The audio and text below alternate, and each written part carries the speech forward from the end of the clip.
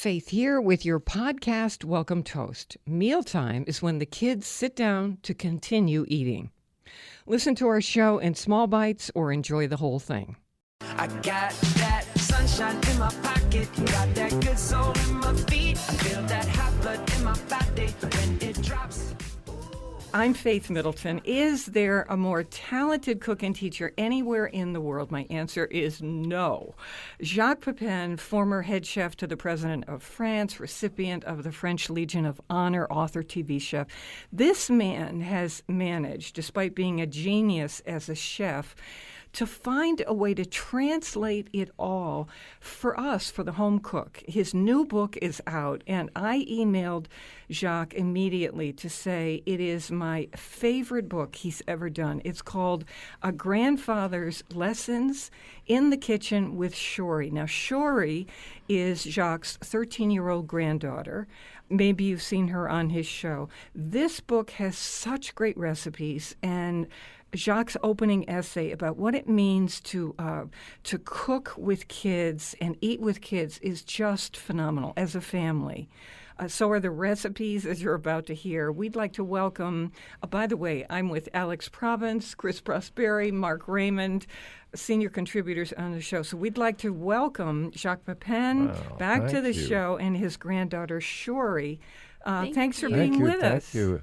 Everybody, thank you so very much. Hey, Shorey, I wanted to start with you because there are these notes you write in the book. And one of the questions I think somebody had asked you was, if you had to pick some of your favorite people and put them living or now dead, and you had to put them at a dinner party that you were giving, who would that be? Do you remember what you said?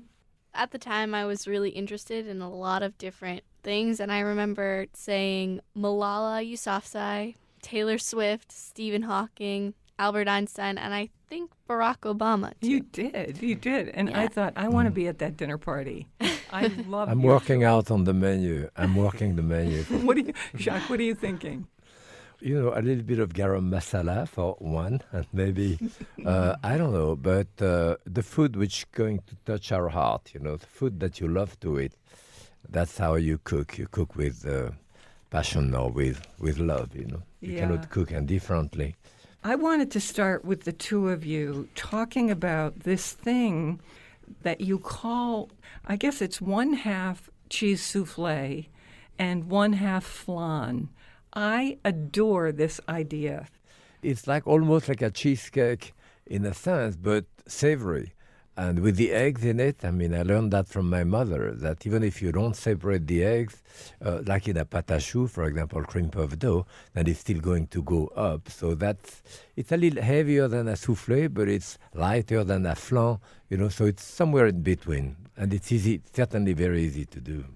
Yeah, when you two did this together, we're talking about cottage cheese, a container of whipped cream cheese, these eggs, salt and pepper, some fresh chives, and a little bit of olive oil. Go, Chris. Yeah, I wanted to learn that one when I was learning souffles.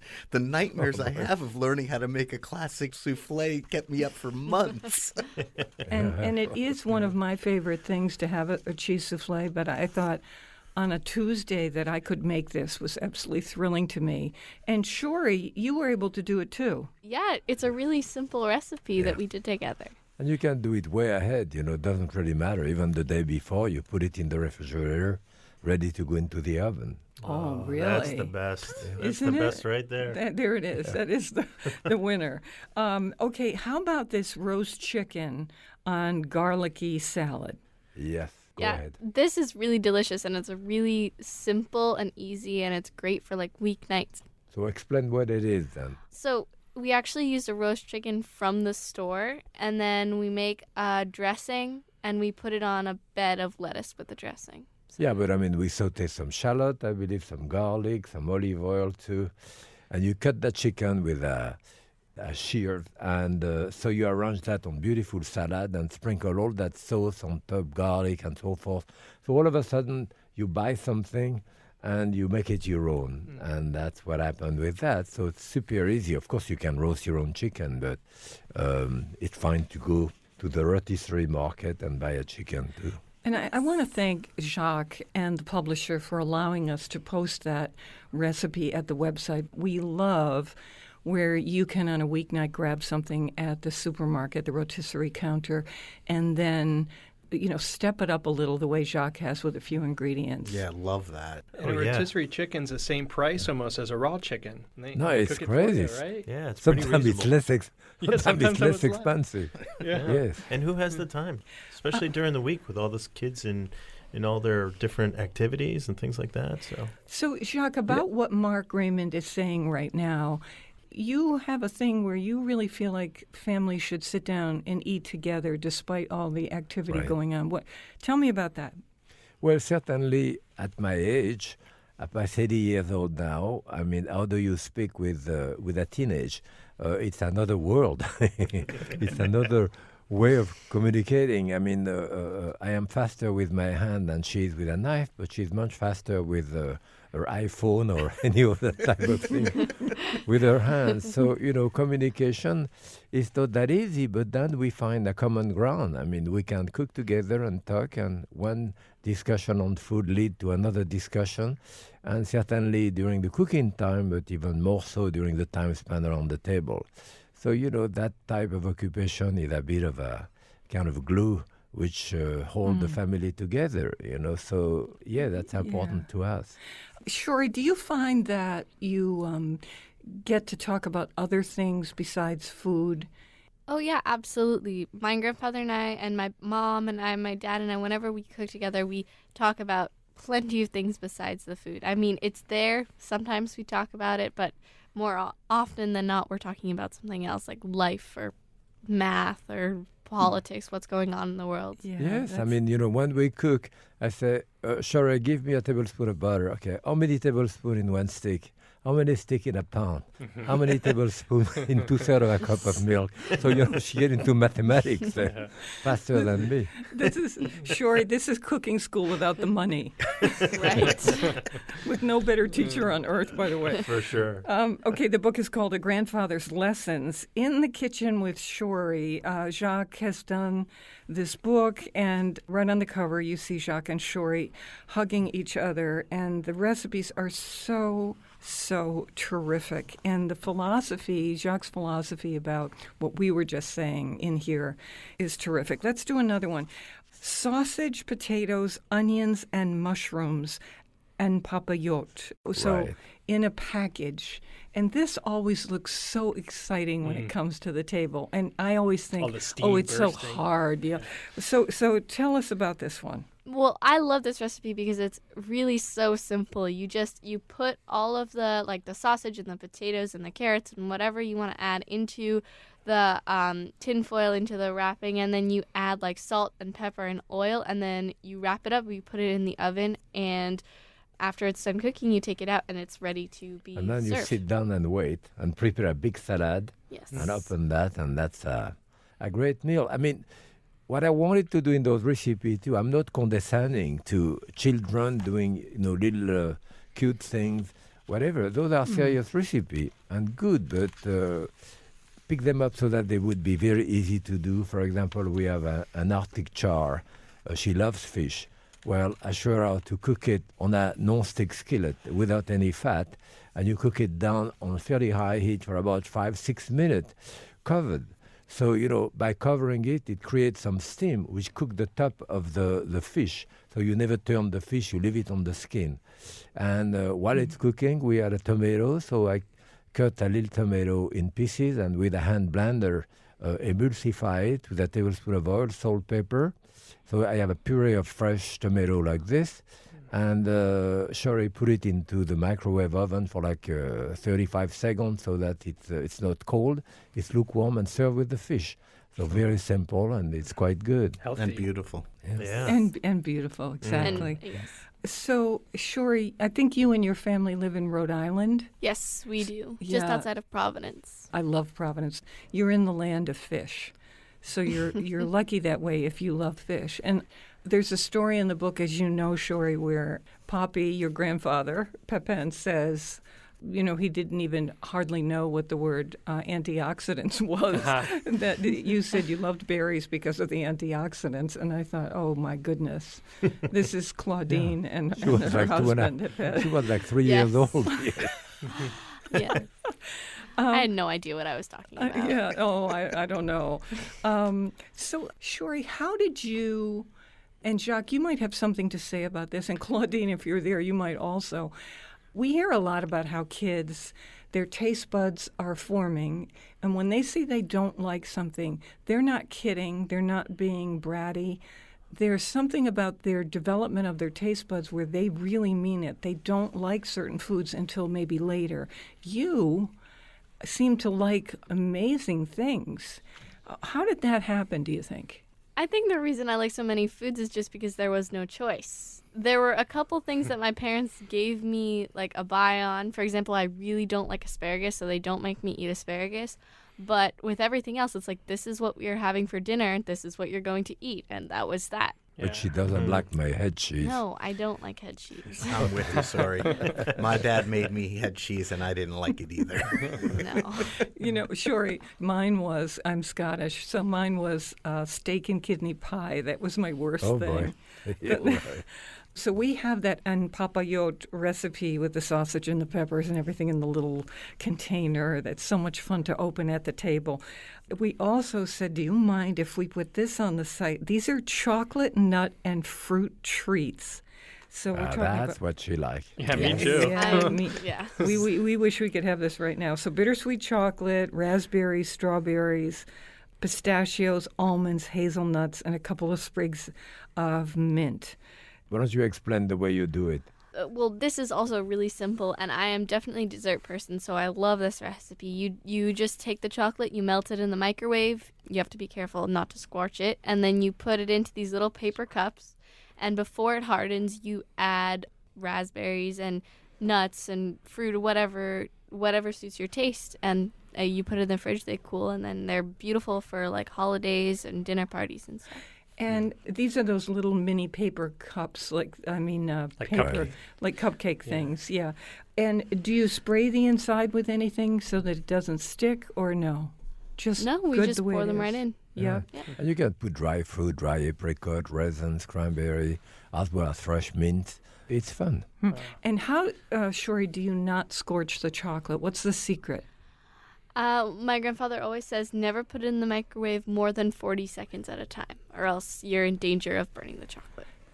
Yeah, so you So put it true. like 20, 30, 40 seconds, and then look at it and put another 15 seconds or so forth. It can scorch. Or you can, of course, melt it in a double boiler, but the microwave makes it easy, right?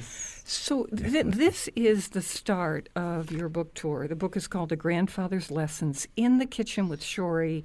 Photograph of the two of them on the cover.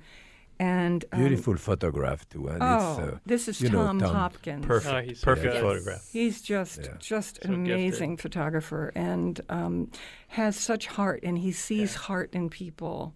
He Also- also does beautiful lighting. He's an artist, but yeah. also Can I add something else? Yeah. In addition to this, there is about 70, 75 recipes in it, but 36 of those, if you look, for example, in the chocolate there, you say, if you want to know how to do it, go to ...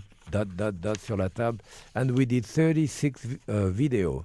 We did Oh, 36 wow. video of 10, 12, 15 minutes.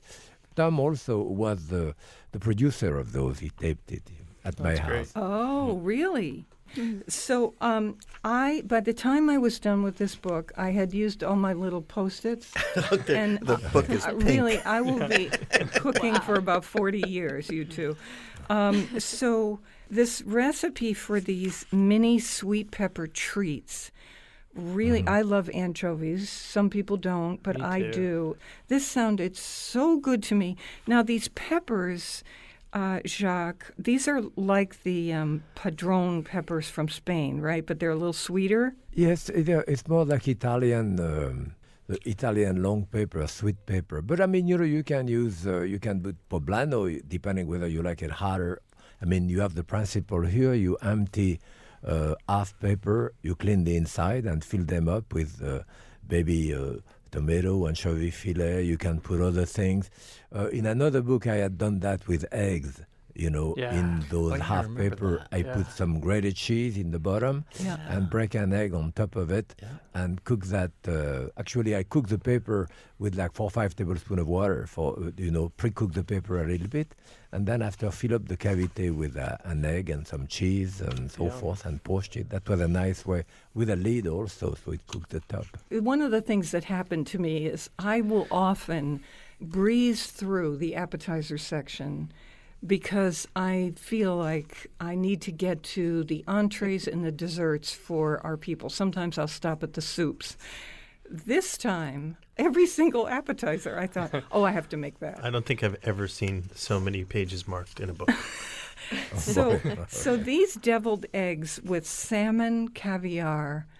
I love salmon caviar and the tang of that, Jacques and Shorey, with the richness of the deviled egg is such a good idea. Yeah, that looks good and it tastes delicious. Oh yeah, this And is it delicious. was a way of knowing how to use the pastry bag, Yes. which he used also for the meringue at the end also. But So if you don't have, Shorey, a pastry bag, what can you use?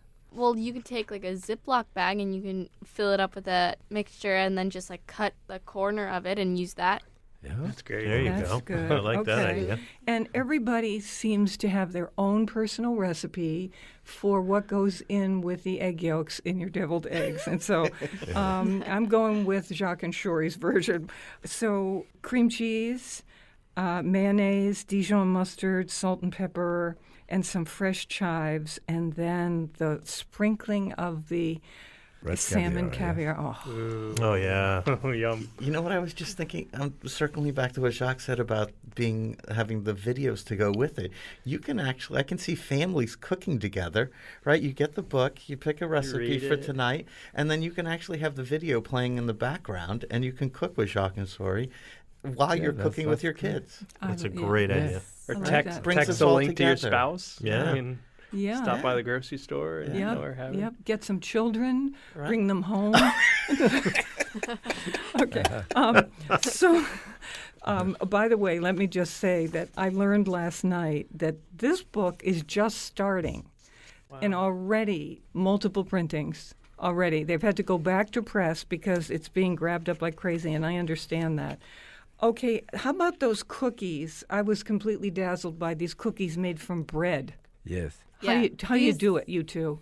You take just like white bread from the grocery store and put butter and then sugar and then you like pat them in the sugar and then you cut them up and put them in the oven and it's really, really good. These And are they really get Last time crunchy? Do they cooking. get crunchy? Right. Yes, they do. They're delicious. And you cut the crusts off, right? Yes. Yes. Yeah. We So cut the crust off and cut them into little soldier, So little sticks, yeah. So when you're, you know how you get the munchies Oh, at yeah. night, All the and time. and this is you don't have any cookies in the house because you're trying not to. This is if you've got a loaf of bread, you're all set, people. Right. So if you have a loaf of bread, you always have cookies. I like that. I know. So clever. Shorey, how much of the road tour are you going to do? You're in New York right now. Yes. I'm not doing all of the events because I can't afford to miss that much school, Yeah. but I'm doing most of the book tour. Well, you're doing Connecticut, you're doing Rhode Island, of Boston. course, and you're going to San Francisco. Wonderful. So it's New York and New And England. then in D.C., I think you're coming to Washington too. Yes. Yeah, right. How fun. She's an A student, so she's good in school. And you're taking homework with, you don't ask me to help. Except for the culinary math, if you need to know how many teaspoons are in a 2 sticks of tablespoon. butter. Hey, Shorey, your grandfather there has this special degree in literature. So if you have to read any books, boy, he's the one I'd go to. Yes. Yeah. Thank you. Yeah. Okay. Love you both. Love your whole family. And Thank you. sure. My best to you, Shorey. I've known you since you were a little teeny girl, and I can't believe you're 13, and you have a feel for this. This is really a wonderful thing. Really wonderful. Faith, we miss you at Bull there. I know, Jacques. I Okay, know. all right. I have these fractured ribs, so not the best time for me to pick up a bull ball. Okay, I will see you soon. Okay, love to thank you you. all. Bye, Jacques. Thank We're gonna- you. Bye, Thank you all. so much. Bye. You're welcome. Bye-bye. We're going to keep talking about your book as Happy the show cooking. continues. Yes, you happy cooking too. Bye-bye. A Grandfather's Lessons in the Kitchen with Shorey by Jacques Pépin, photographs by Tom Hopkins. Just really terrific. It's my favorite book he's done. He's so real. Yeah, well, Yeah, they're authentic both. and Listen to real. them. Such Just special real. people. Yeah. Really are. So we're going to talk about, we've got a wine discovery for you, and when I say it's affordable, it's ridiculous. This is all handcrafted wine, the real thing, for about $10 a bottle. So this is a red, and we've got amazing kitchen tips for you, and maybe a little recipe with some creamy wild mushrooms as a pasta sauce that you make, in just minutes. So we're going to get to all of that. More mouth-watering conversation and fun ahead on the Faith Middleton Food Schmooze. I hope you will make, I really do, a charitable contribution to feed the hungry among us. We're online now at foodschmooze.org, and we'll be right back.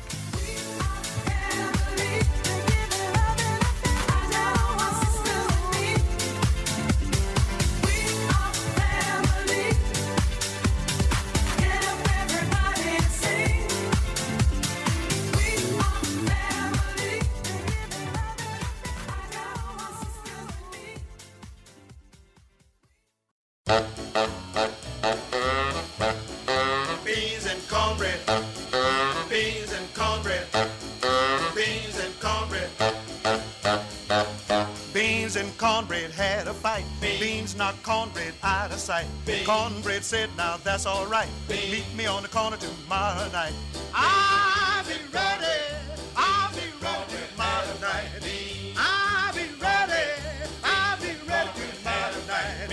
I'll be ready. I'll be ready tomorrow night. That's what Beans said to cornbread. I'm Faith Middleton with the gang, and we've been talking with Jacques Pépin and his granddaughter, Shorey, for their new book. That's what happened in the previous segment. Don't forget, you can get a podcast here on the show, meaning a copy of it, directly in your inbox on whatever device you want. You just sign up for it once at foodschmooze.org. And you could go back and listen to it anytime you want. You can listen whether you're exercising, walking, at work. Oh, no, that would be terrible. Whatever it is, at home, while you're cooking, while you're shopping, that's how you do it. Foodschmooze.org. It's how most people listen right now. I thought it would be kind of fun to continue with some of the recipes in Jacques Pépin's book. Oh, yeah. Oh, yeah, please. He's Yeah. off now to the next interview. They were in a studio in New York for this. And we thank Yale University's media studio, the broadcast studio, which is this beautiful place.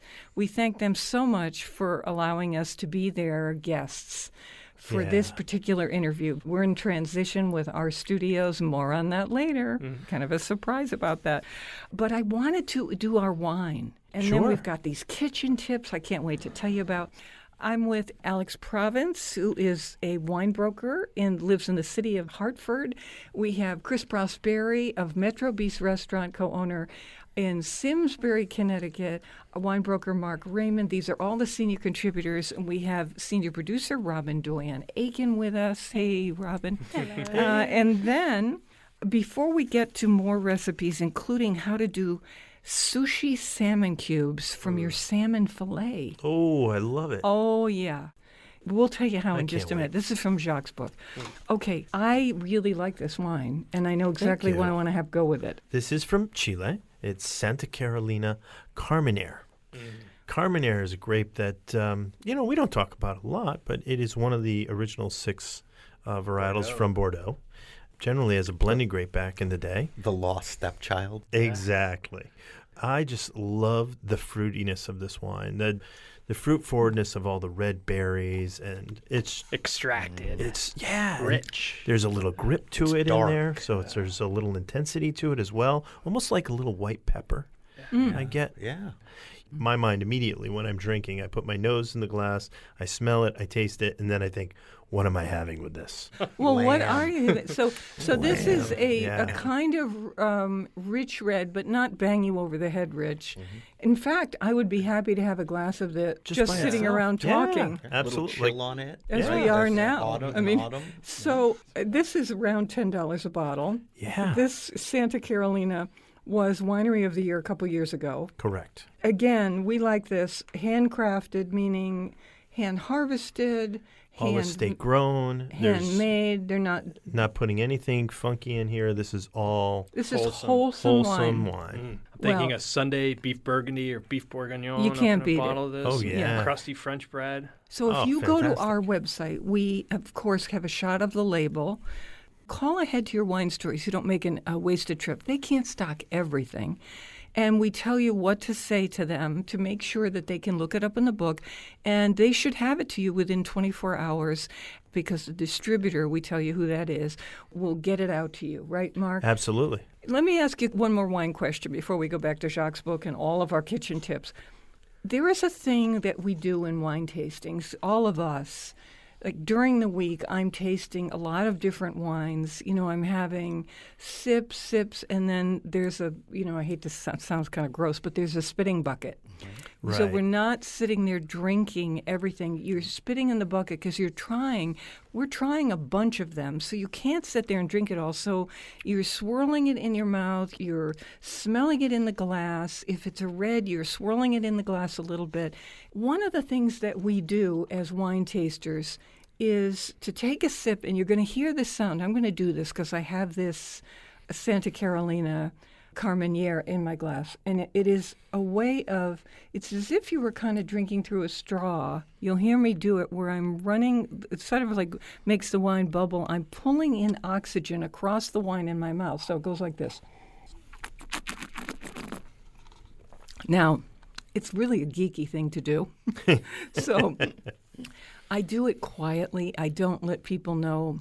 But if somebody's got a nice wine or a wholesome wine like this, I don't care what the price is. If it's a real wine, I will do that because what does the oxygen do? The two of you, Mark and Alex, it really makes it Well, it pop. aerates the wine, and it just kind of makes it explode over your palate. You really get to see what's really in that liquid as it spreads out around the top of the roof of your mouth, down all around the sides. Because that's what you're really doing. You're trying to get the wine into your nose in a way because you smell a wine more than you taste it. So the worst thing you can do if you're tasting a wine is just taking this like tiny little sip and just putting it on the front of your mouth. That's why you see wine geeks, they're almost chewing the wine. They fill their mouth up with it. They almost slurp it. Yeah, they slurp it, and then they chew it around, and you have this hole in the top of your palate that connects to your nose, that retronasal passage, and then those aromas, the esters, that's all going into your nose, and now you're tasting and smelling, and your brain puts it all together and says, this is a good wine. I've seen people where they've actually left their mouth open while they're sniffing the wine,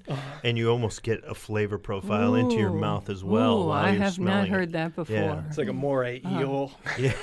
No, That's a wine trick I'm going to steal. Yeah. What's wrong with him? it's kind of the shark way of tasting wine. Can I take this on the other end? I've been taking this home.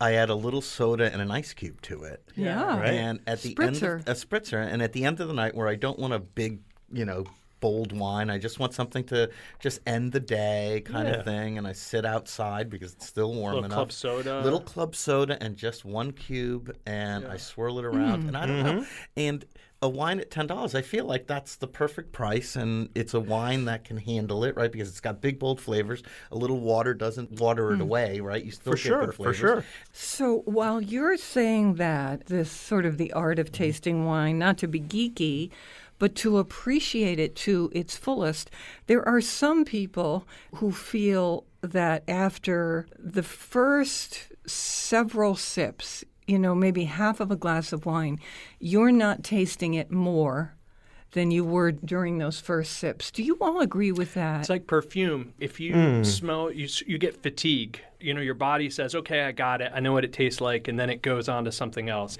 It's the same thing with wine. After a while, you sort of get I don't know if it would be desensitized. like 4 or 5 sips, but glass. clearly after you've been going at it for a while, you could definitely You still enjoy it, though. Yeah.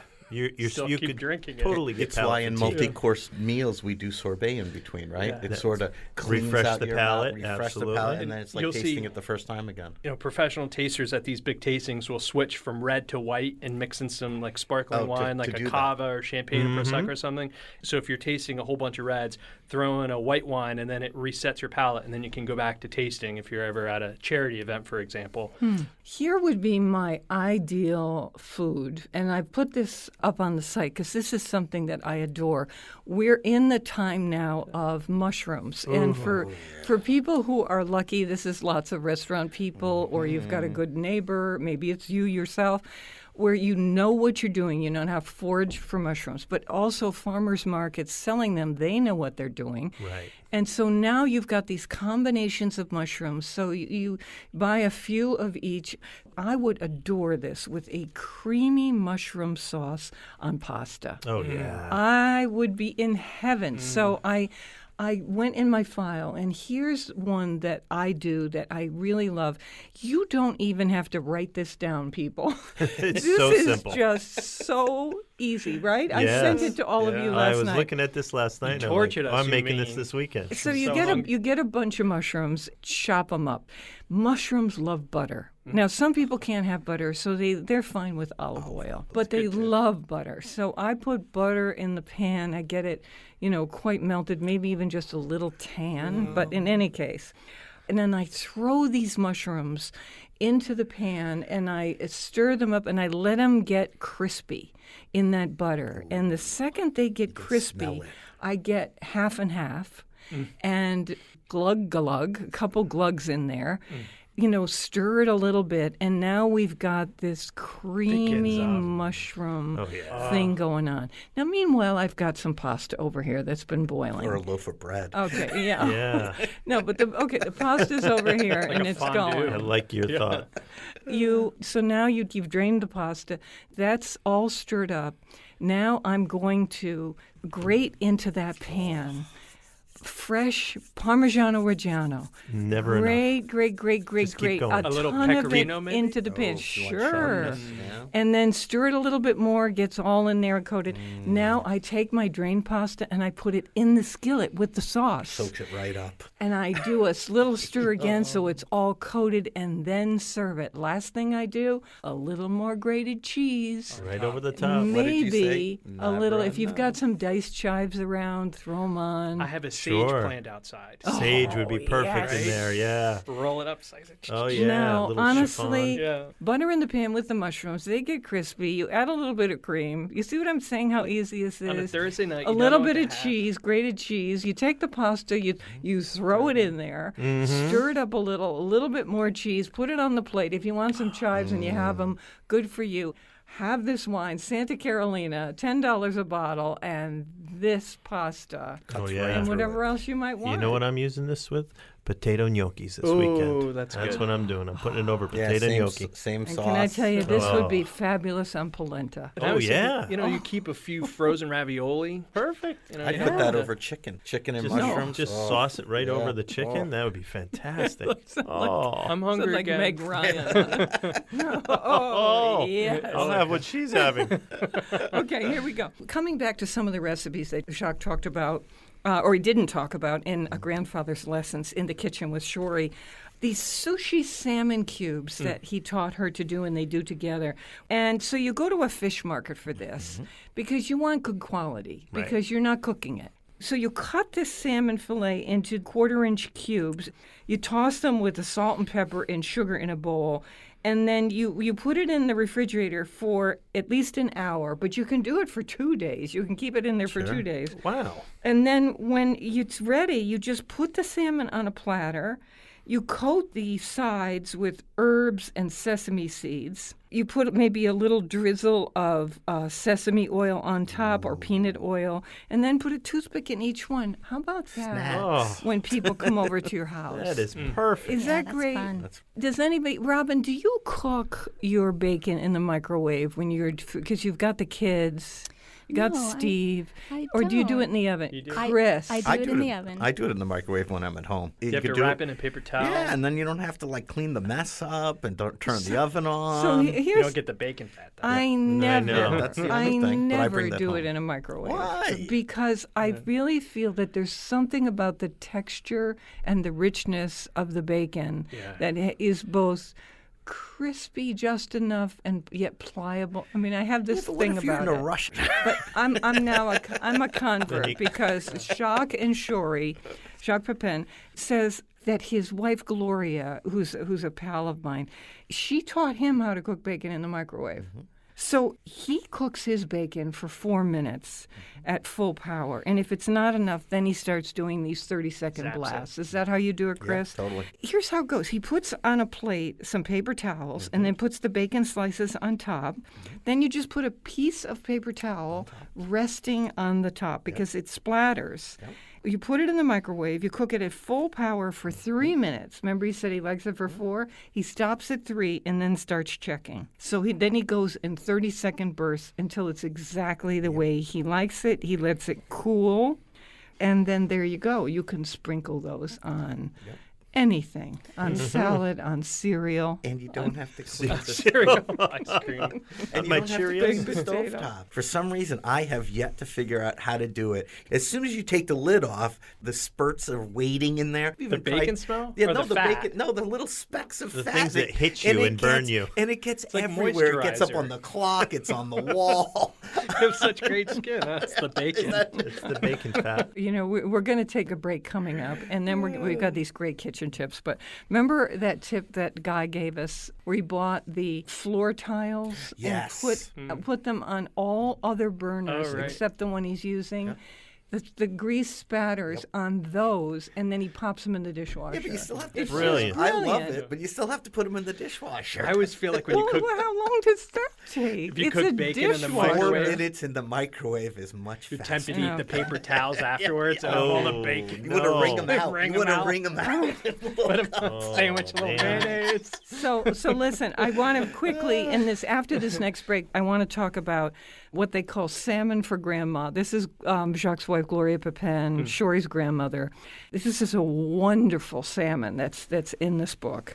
A grandfather's lesson in the kitchen with Shorey. A really, absolutely such delicious salmon. So we're going to take a break right now, and it'll be fast, and then we're right back with the Food Schmooze party. So stay at our table.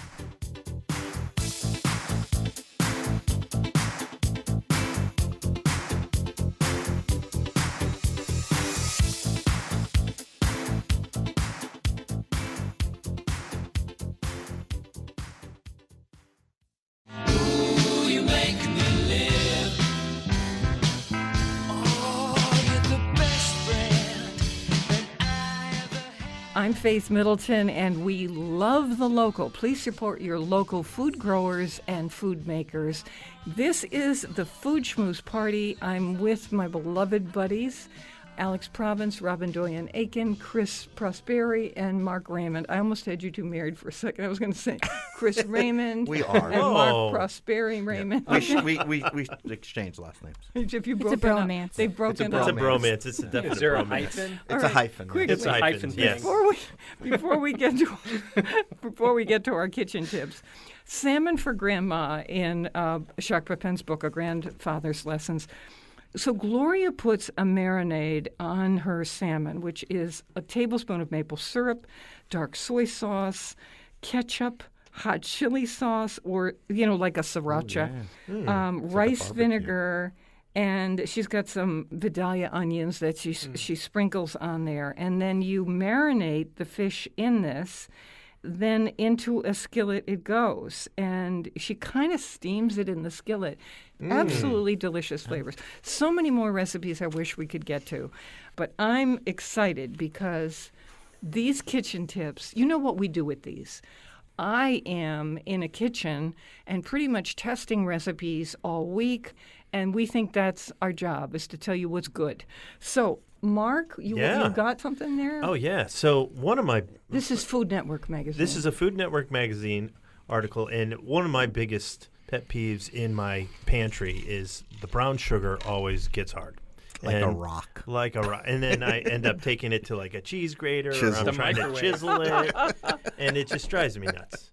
So their tip here is keep a couple of marshmallows in the bag with the brown sugar, and it keeps moisture in there, and it keeps them from drying out. And you get to eat the marshmallows. So, And they're so sweet. here's the Yeah. thing Sugary. now. I like Well, you'll have now- to replace them after you eat them, so though. what do you do if the marshmallows get hard eventually because all the moisture's taken out of them?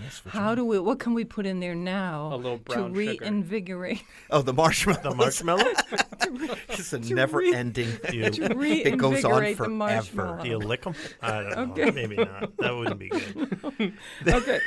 So this is what I wish someone would invent. This is not exactly it's a tip because I'm requesting that someone invent this. I have chai tea every single morning. And you know how at the end of a tea bag, because I use tea bags, there's that little paper thing attached to the string. Yep. Right. And I don't just rest the tea bag in my tea. I want to get every drop of the tea out. You wring and it so out. I wrap the strap around the spoon and then I press with this little piece of paper. Oh, yeah. I burn my finger every morning. And I think, You I need look one at of those made of silicone. look at this thing. This is small. This is so small. Why can't they make this thicker or of a Cardboard food safe- stock. You know, yes. Little And a little asbestos. larger. What were you saying? It's a little asbestos.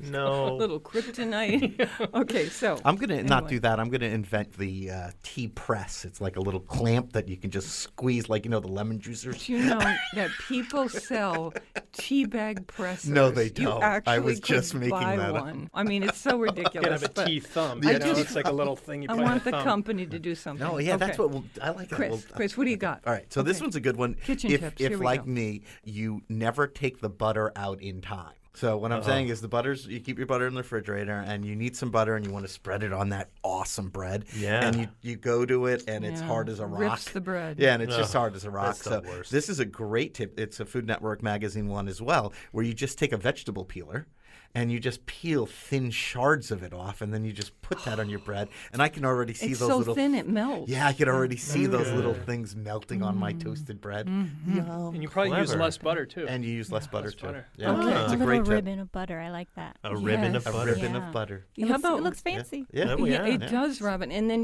how about you do those little peels of the butter on, say, green beans before you're sending it out to the Oh, table for yeah, Thanksgiving. And the curls with just the curls melt right in. melt in right in That's front so of your lavish. eyes. I like that. Okay, so this was sent in from a reader at Food Network, and the person said she gets, her favorite bacon, and then gets an empty ice cube tray, the one that has the insert in it, and she puts the bacon slices stretched out into that tray.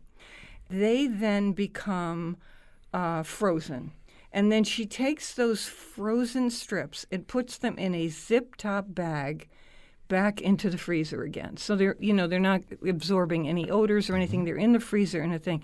That way, she can take out as many pieces as she wants for a particular recipe and defrost them and then cooks them in the microwave. She's really packaged. You know how I break up my chicken pieces, I break up my pork chops so Right. that I can just pull out one rather than right. defrost the whole thing. Yeah. So I think that was a good one. That's Alex, what clever. do you have? Sure. You know when you're cooking like beef burgundy or chili and you taste it and it doesn't have the depth of flavor and trying to figure out what to put in it to Right. sort of make it deeper. So here's a tip from Food Network. Add a shot or two of espresso to chili. Wow. Or Beefs beef it up. burgundy Yeah. or whatever, any of those brown, rich, I could maybe do that. bolognese. Yeah. even. Yeah. Espresso bolognese. Espresso bolognese. How about that? Yeah. That sounds delicious. That's a And a good. little That's a genius orecchietta. invention, Mr. Province. Well, thank Food Network. Okay, well, little pick-me-up there, no, too. they didn't say that. Well, No okay. one said bolognese. Okay, so before we go to Robin, you know how you've got a toaster. I don't. Because I got one. I don't have any need room one. on my testing kitchen counter. But, when I go to my family, there's the toaster, and we're cutting bread off a giant loaf. So someone wrote into Cooks Illustrated and said they made a little piece of cardboard exactly the size of the opening in the toaster, so that when they cut the bread, they just pop the little piece of cardboard down on top of the slice, and then cut the end off. It's the exact size that Love it's supposed to be going into How the many toaster. times have I cut bread? I know. And you go up to the toaster and you're like chiseling it good? away and cramming I it love in there. that. And then all of a sudden the fire alarm or Just the smoke best. alarm goes off. You know the old-fashioned one when the bread goes in the top? Yeah, yeah. I've learned that if they're too big, Yeah. when they pop, they get stay, stuck. Yeah. And then again And the then smoke use the alarm. fork, which then we the don't smoke do. alarm You goes You have off. to unplug it before Yeah. you put your Fork, steel thing in there. All right, Piece of cardboard. a senior producer, Robin. Okay. What do you have? I have a tip for bakers. They're going to love this one. When you open up your oven and you go to rotate your cake pan, don't use a pot holder, because what you will end up doing is making a little dent in the Yeah. cake. Your pot holder always Yes. touches the side of the cake. And so gets dirty or pot yeah, holder. don't do that. Don't use a pot holder. Use a metal spatula or a pizza wheel to kind of shimmy your cake pan around and rotate it. So, Yeah, no you mess. mean under the pan? Yeah. Yes, under the cake pan and rotate. rotate, You can just it spin it. that way. Almost like a pizza peel type Yeah. of effect. Yeah. Yeah. Oh, that's That way you're clever. not touching your cake with the pot holder. I like it. Yeah. Good tips. Does you're anybody spinning around. here have this problem where the lemons and limes turn into science projects? I am a citrus nut, so I Me use too. lemons and limes on everything, in cocktails. Constantly brightening things with lemon, but still, so I buy so many of them that they can start to get a little funky. So here's someone who wrote into Food Network saying, one of the readers, she does the same thing, limes, lemons, oranges. What she does when she gets home is that she quarters all of them. And then if she needs zest or juice, she puts them in the freezer in a Ziploc bag, the quarters. And then if she needs to take out one or several quarters for the zest is and the always there. juice, the rest is being preserved in the freezer. That's a great idea. I don't Never thought know about if it freezing. affects the flavor. No, it wouldn't. That's a great idea. I've never thought of that. Wow. Because mine end up drying out and then they end up looking like green raisins. Well, we're in that fig season, right? Where we're getting figs, and they bruise because they put them in those, those square pint containers. The little box. Yeah. So how about, this is from Cooks Illustrated, you put them into an empty egg carton. So it has the perfect amount of space for each of the figs to fit into the... Isn't that good? Yeah, that's so clever. And then I you put know. them in the fridge, and I you can, love that they tip. store them, and they're safe. The and figs are Yeah. happy. safe little figs. Yeah. Happy little fix. There we go. So I want to come back to Chris, who said about the lemon juice. Yeah. That you do a lot of lemon juice squeezing, and so do I. I'm putting it on everything. I've got that wooden dowel thing. That's what I love to use Reamer. to get The the muddler, reamer. yeah. Yep. Use that. So, the reamer, but someone wrote into Cooks Illustrated and said she has, through the years, she uses lemon for a lot of things, determined that she gets much more juice if she slices off both ends of the lemon. And then when she does one of those devices that you squeeze together, you know how Oh, the yeah. lemon half goes. She said, I get so much more juice that way because the juice is coming out not only from the top being pressed, but the sides are exploding juice too. It's a good idea. So, Chris? All right. I got one more here. Yep. And this I like. This one is a really cool one too. This one has to do with a melon baller, and if you're like me, you have one in your drawer that you hardly ever use. And this is from Food Network magazine as well. And the person who wrote in said they use it for making the perfect size meatballs for the wedding soup. Right? If you've ever Or and I've- for hors d'oeuvres, you know, the Yeah. little meatballs people put out? Yeah. And you just scoop, and it's funny because I've had to make those for big parties, making 1,000 Are you at a doing time. by hand? And and I was like, and at work I have a drawer full of melon ballers. So why I don't use that, I have no idea. But from now on, you're that gonna is going do to be it. because you can Okay. do them so much faster. The way the world works, someone's going to say, this is a meatball baller. Yes, and it's going to be, you can buy one and you put it in $40. We should do put it in get the the drawer fig right next to crate your along melon with it. baller. And butter. And if you buy it now, yeah. we'll include the mini We'll include Yeah. four, meatball baller. We'll include 4 more of them. And keep them right next to your This is the melon key to our baller. I like fortune. it. Okay.